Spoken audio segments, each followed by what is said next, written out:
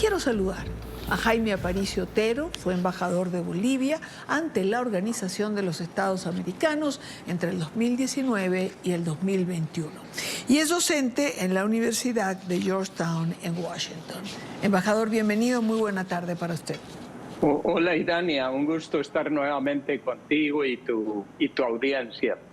Buenas tardes. El gusto es nuestro, embajador. Comencemos a ver qué significa para la organización o para la región este nuevo secretario que ha sido elegido el día de hoy. Bueno, hoy han elegido, además por consenso, a Albert Ramdin. Es una buena persona, tiene una experiencia sobre todo administrativa en el manejo de la OEA, porque ha estado ahí 10 años. A mí me ha tocado trabajar con él desde la época de César Gaviria. Y yo creo que en ese sentido inspira confianza en lo que va a ser en el manejo de la OEA como institución, como aparato administrativo y aparato, digamos, de concertación de la región. Mi preocupación va por otro lado, es que detrás de la elección de Ramdin y detrás de la traición al canciller paraguayo, porque lo que ha pasado con Brasil y Uruguay hay que llamarlo por su nombre, fue una verdadera traición de sus socios de Mercosur, de un organismo de integración que se suponía que iba a actuar en conjunto en el terreno regional. Pero bueno, sucedió eso y eso es porque siguen prevaleciendo en Latinoamérica las afinidades y los designios ideológicos, ¿no? Y este grupo de países, Uruguay, Brasil, México sobre todo, que está también ahí atrás, por supuesto Bolivia, Honduras, Colombia y ahora Uruguay, tienen un diseño para la OEA. Ese diseño cumple dos objetivos. El primero es hacer de la OEA un organismo irrelevante respecto a los mandatos políticos que emanan de la Carta Democrática y que emanan de distintas reformas de la OEA que han creado una defensa colectiva de la democracia con carácter supranacional. Es decir, hay en el régimen jurídico de la OEA hay claramente un deber de injerencia cuando se está violando las reglas de la democracia y del Estado de Derecho. Eso fue lo que defendió Luis Almagro y ahora vemos en los discursos de la gran mayoría está ausente la Carta Democrática, se habla muy poco de democracia, salvo Perú, Argentina, Estados Unidos y Canadá.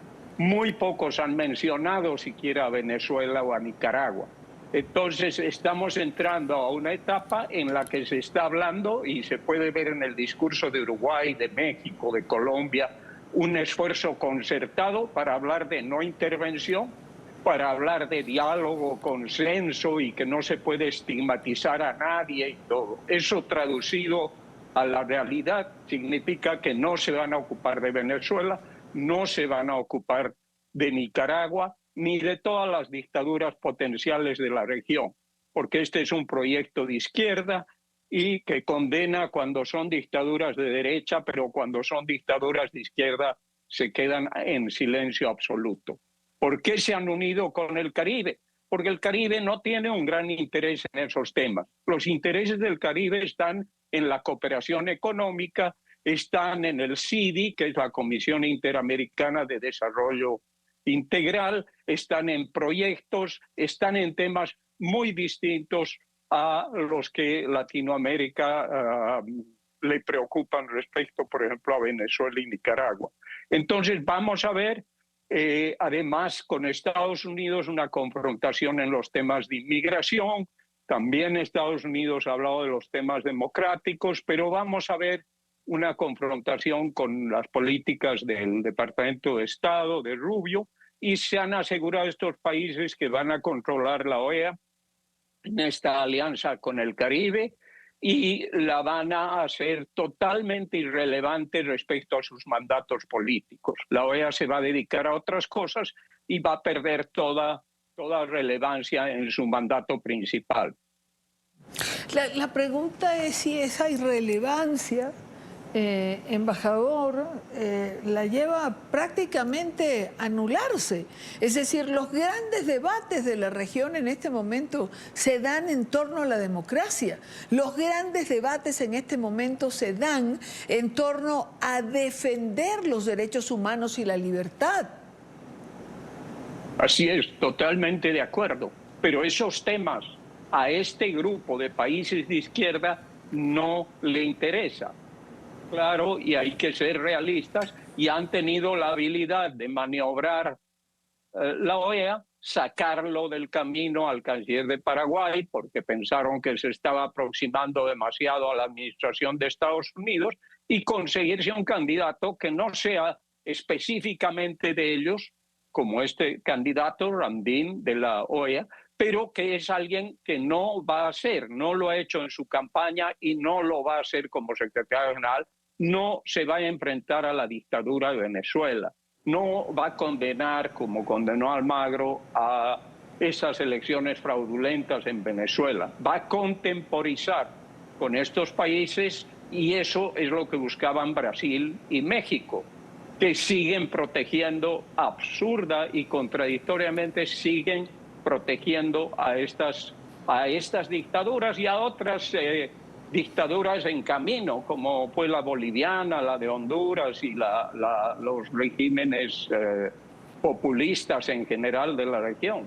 Y lamentablemente han logrado eso. Cuanto más irrelevante la OEA, cuanto más se dedique a temas que no son relevantes para lo que se fundó la OEA, porque Idania, para temas de desarrollo, para temas económicos, tienes el BID, tienes la CAP, tienes el Banco Mundial, y por supuesto la OEA debería ejercer influencia para que ellos cooperen al Caribe, cooperen a los países pequeños, pero un organismo que es casi menesteroso, que no tiene recursos, que depende de lo que da Estados Unidos y donaciones europeas, no puede pretender convertirse en un banco de desarrollo o en un banco de proyectos. Claro. Ese no es el rol de la OEA. El rol de la OEA es ser un foro político para defender valores como la democracia, los derechos humanos, el respeto, la dignidad de los ciudadanos, temas de alto contenido político. Esa es la función de la OEA, que ahora no la va a cumplir, creo, lamentablemente, y espero equivocarme. Sí, ojalá estuviésemos todos equivocados, pero pareciera que hay demasiadas personas pensando lo mismo. Embajador, me llama la atención Chile? Es decir, Chile, si bien es un país de izquierda, claro, habrá elecciones, veremos qué pasa. Para muchos analistas el camino está abierto hacia el retorno de la derecha, pero si algo ha distinguido a la administración del presidente Boric es que suele llamar a las cosas por su nombre. Así es una pena que ellos hayan tomado ese camino de reunirse con estos otros países, porque y en todo este tiempo Chile había mantenido cierta distancia, y de estos grupos de izquierda era el único que condenó categóricamente a Maduro y se enfrentó con Venezuela y tuvo un rol decisivo en eso. Ahora este giro en la política chilena también quiere decir que se están acoplando a los que van a controlar la OEA, ¿no? También es un poco de realismo político, porque claramente la OEA va a ser controlada por México y Brasil. Y esta alianza en la OEA va a hacer que los temas profundos no se traten.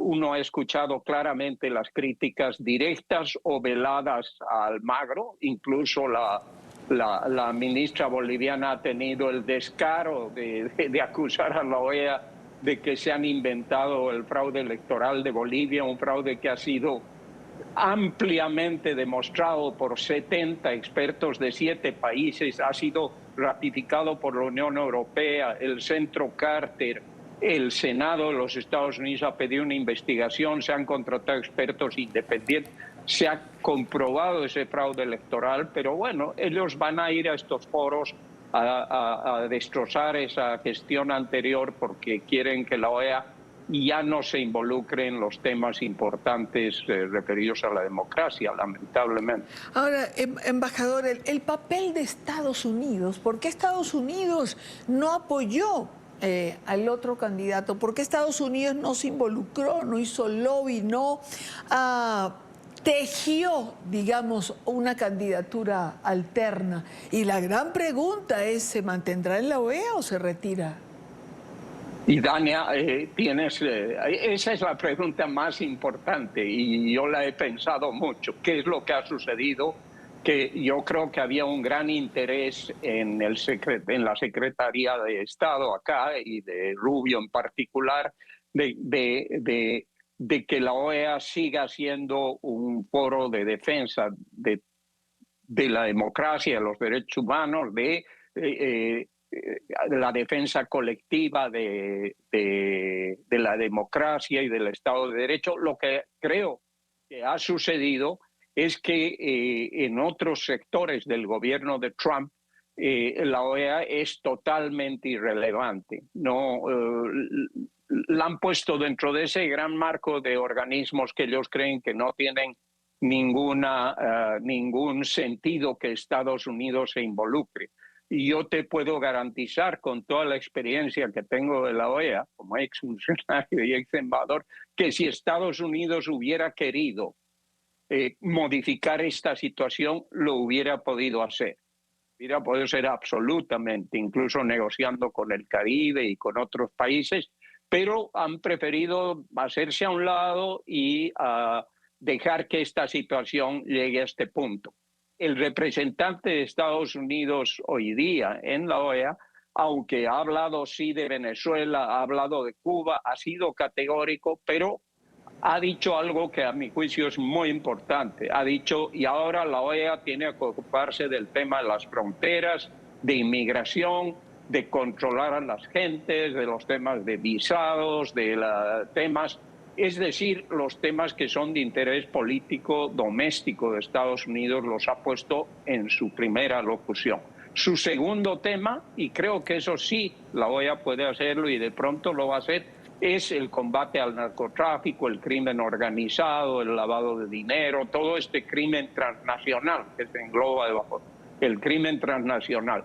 Y básicamente lo que se desprende de eso es que Estados Unidos ha dicho, o la OEA se involucra en el tema de inmigración, en el tema de control de fronteras, se involucra en los temas de seguridad y de combatir al crimen transnacional y se ocupa de Venezuela y la dictadura cubana y nicaragüense, o Estados Unidos, no lo ha dicho tal cual, pero básicamente se entiende, o Estados Unidos va a dejar de apoyar. Y si Estados Unidos deja de dar fondos voluntarios, que se llaman, que son los que prácticamente hacen que la OEA funcione, porque el presupuesto regular ya se ha reducido en más de 30% en los últimos 6 años y no ha habido aumento, no se ha recuperado de la inflación. Entonces, la OEA ya mantiene lo estrictamente necesario para que funcione con la gente de planta, pero el resto se pagaba con fondos voluntarios, y si Estados Unidos suspende o congela esos fondos voluntarios, vamos a ver una organización sin dinero en absoluto. El resto de países, ni Brasil ni México, han ofrecido dar solución a este problema del presupuesto, y parece que a todos sería aceptable una OEA totalmente irrelevante. Claro, ese es lo malo. Lamentablemente ese es el futuro inmediato, por lo menos eso es lo que se ve en el horizonte. Triste después de, como usted señaló, el toque, el carácter, el perfil que dibujó Luis Almagro de la Organización de Estados Americanos. Embajador Aparicio, como siempre, gracias por atendernos. Gracias, Idania. Un gusto estar en tu programa.